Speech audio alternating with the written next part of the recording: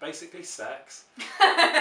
Basic sex. Basic instead of sex excessive for sex. beginners. Maybe not that. Well, it's better than sex for enders. I was thinking like, I don't actually know what I want to title this. Because I was thinking like, I can't call it Sex with Leena. Have you had sex? Have you done the naughty? I have done the naughty. I've done it. That wasn't Let it be actually out there really- on the internet. It's fine. Have you had the sex talk? Oh, from many people and from many nobody. people? I wouldn't say anybody stuck out enough to be like, yeah, they gave me the sex talk. Because I think probably everybody has quite a few sex talks in their life, but then they're like, that person gave me the sex talk because they give you the best one. But actually, people have had, yeah.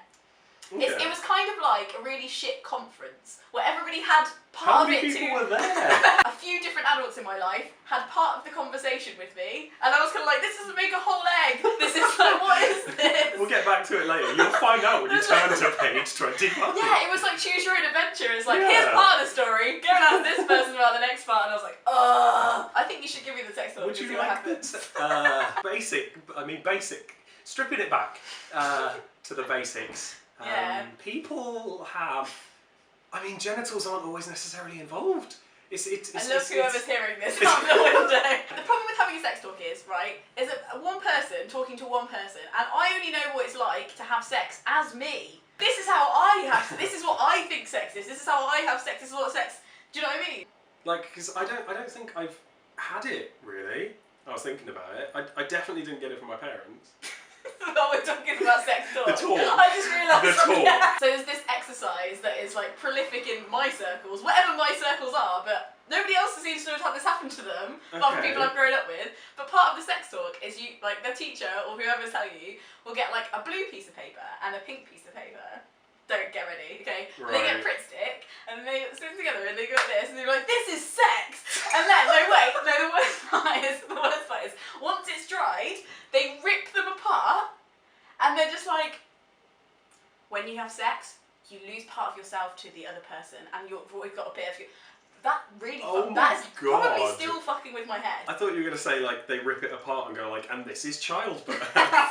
This is what this is like. This is your vagina. Yeah. Look at it, girls. Sorry guys, Ant's mum has texted him, so we'll interregnum.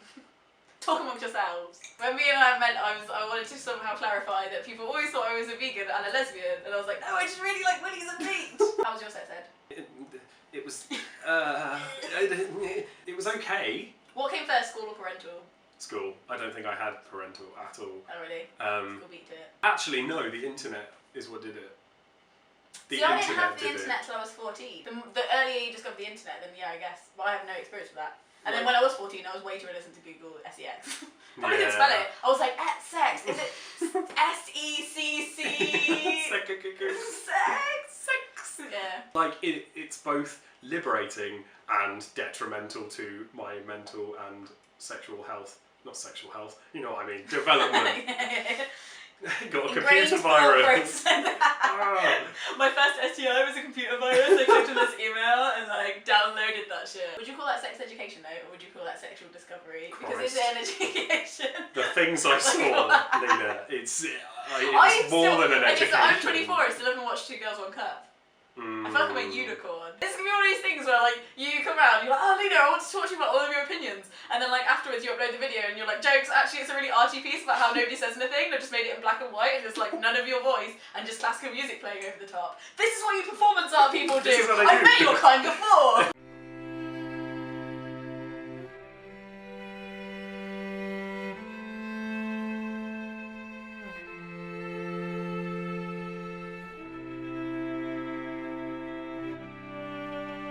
I have a question about sex education. Do you think it is good or bad that they split genders? Boys in one room, girls in one room, sex ed in separate rooms? I think like in terms of some things, I don't know what this is. that was nice. Just smack that it was together. sex. That's what it was.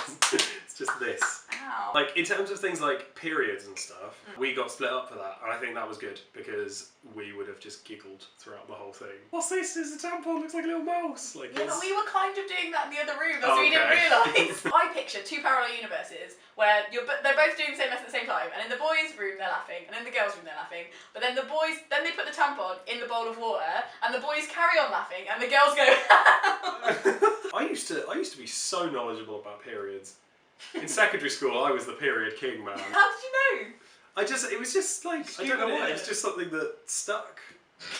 It might come up on QI. Maybe. I mean, I don't know how much I know now. I don't know how knowledgeable I am now. I was going to say, I think it's just fallen out. But I didn't want to say that. Like, my knowledge about periods stuck and then it just fell out. That's Somebody took the string of ignorance. Oh, wow. You paint such graphic pictures.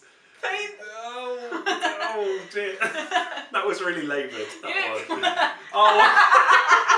Not me personally, because I'm quite open about it, but I think some people who are still my age have trouble talking to the people they're having sex with about sex. And I think it might be the 2 rooms issue.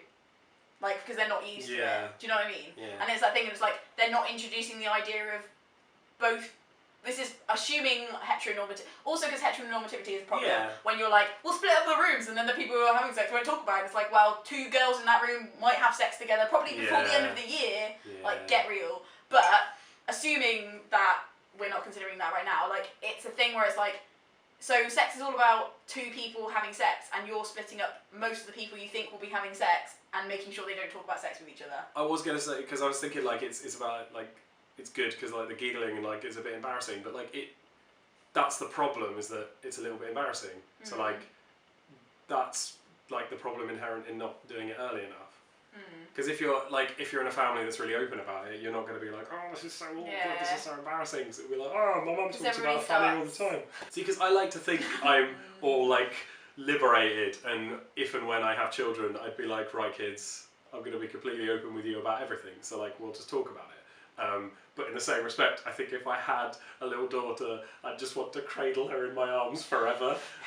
So, I just had an idea. There should be, like, networks of parents who, like, okay, I don't want to talk to my own kids about sex, but you talk to my kids and I'll talk to your kids. And then it wouldn't be as weird. As long as you know what they're going to say. I didn't listen that much in sex ed, and I had to re-look it up, because when I was, like, 14, I thought I wasn't going to have sex till I was married, so I didn't need to worry about it. Okay. So I was just kind of like, and then, like, people, and then my friends would have pregnancy scares, and they'd ask me questions, and I'd be like, I don't know, I wasn't listening. Don't look at me, I'm not having sex yet. I have encountered people in my life who really have like massive gaps where I'm like, really, you didn't know that? And, like, it's quite vital that you know that right now. And they're like, nope. And I'm like, okay. Like, in sex ed, it's not like you're going to be like, one day you might have sex with a girl and she might laugh and it will feel really weird. Like, is that the kind of thing you need to say? And they all lived happily ever after.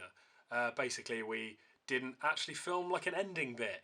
So, this is it. Go and subscribe to Leena. JustKissMyFrog. It's her name, I'm not just giving you a weird command. Not her name, YouTube name, URL, you know what I mean. Go do that, because she's great. And I mean, we talked about performance art for a bit, but it didn't seem very coherent with the rest of the video. Okay, goodbye, hope you enjoyed that. Lovely, bye-bye now.